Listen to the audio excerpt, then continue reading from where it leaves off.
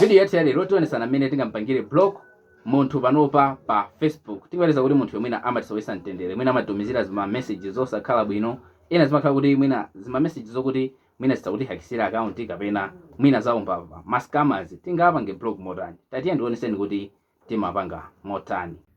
Ndiye tikasegula Facebook tipanga apa pa search. Kenako tipanga search munthu amene tikumfuna kuti timpange block uyo. Ndiye timpanga select.